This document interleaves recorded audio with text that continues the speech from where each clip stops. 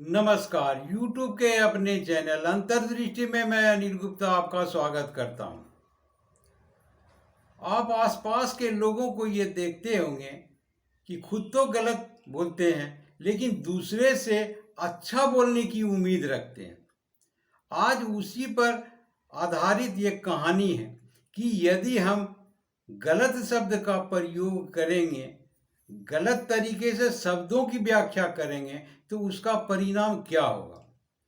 ये कहानी एक राज दरबार की है। राज दरबार लगा हुआ है, राजा बैठे हुए, महामंत्री बैठे हुए हैं, सारे दरबारी बैठे हुए हैं। आज किसी भी तरह की कोई भी समस्या की चर्चा उस दरबार में नहीं हो रही है, क्योंकि सारी समस्या को निपट लिया गया था।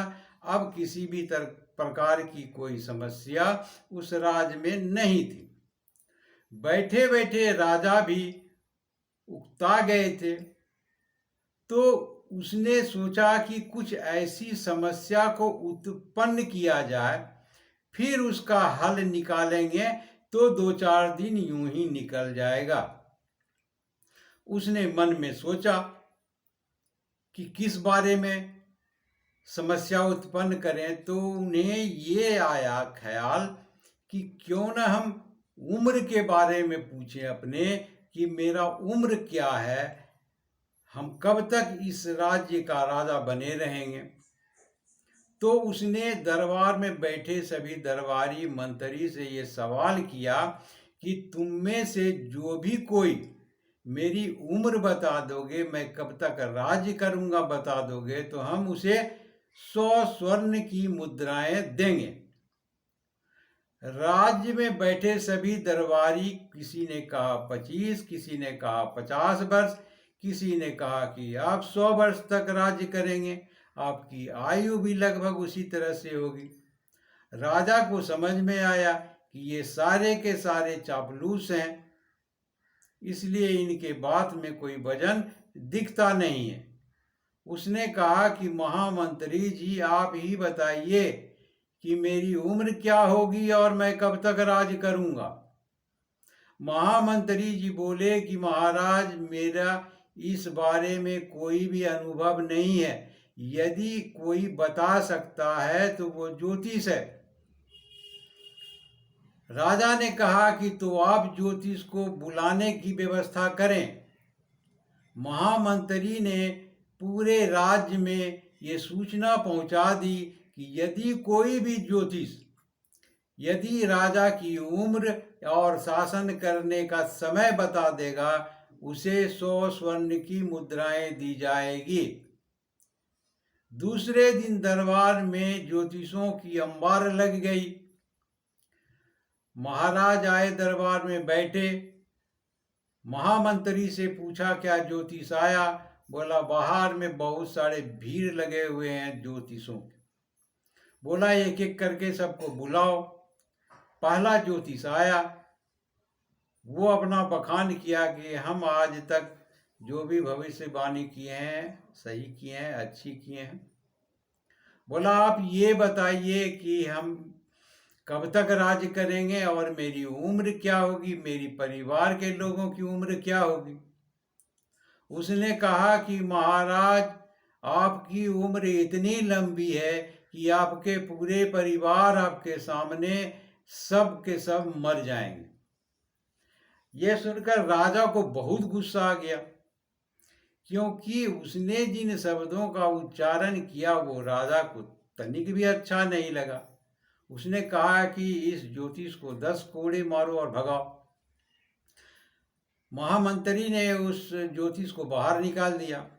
दूसरा ज्योतिष आया, बोला बताओ कि मेरे उम्र के बारे में, मेरी परिवार के उम्र के बारे में, मेरे शासन के बारे में तुम्हारा क्या ख्याल है, कब तक करेंगे।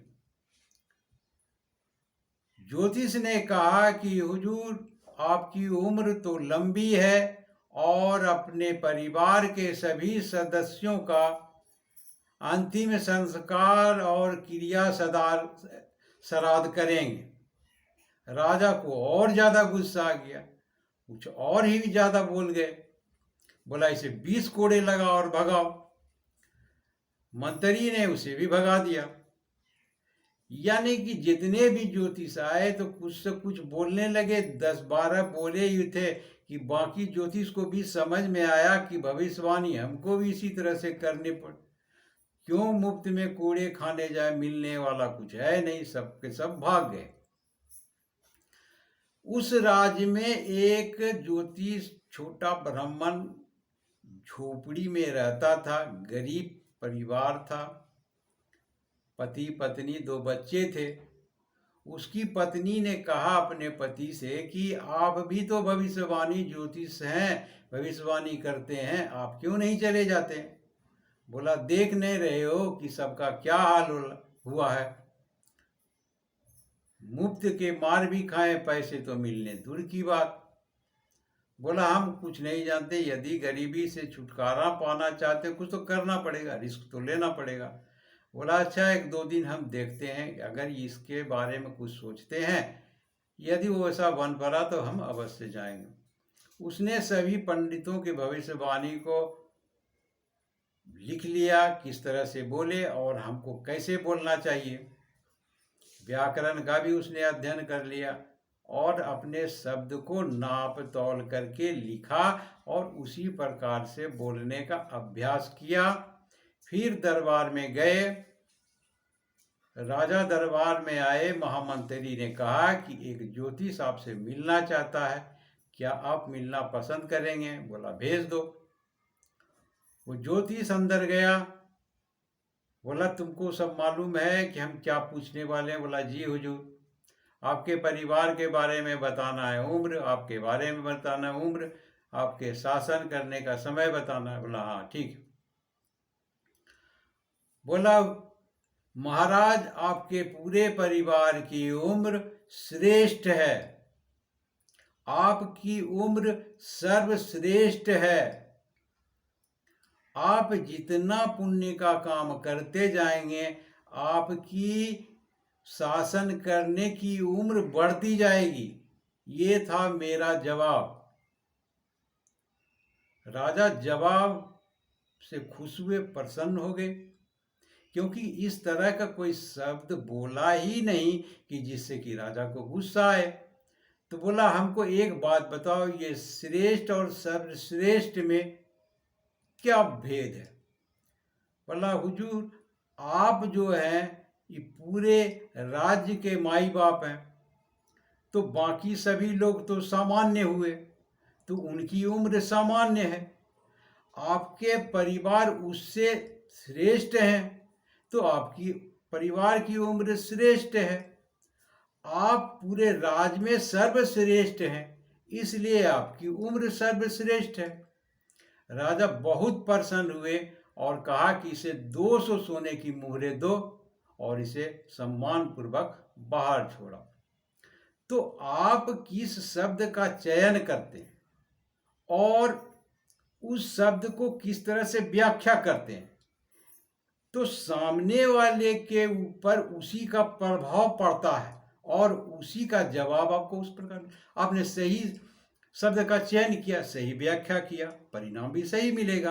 तो यह कहानी का अर्थ यही था। आशा करता हूँ अच्छा लगा होगा।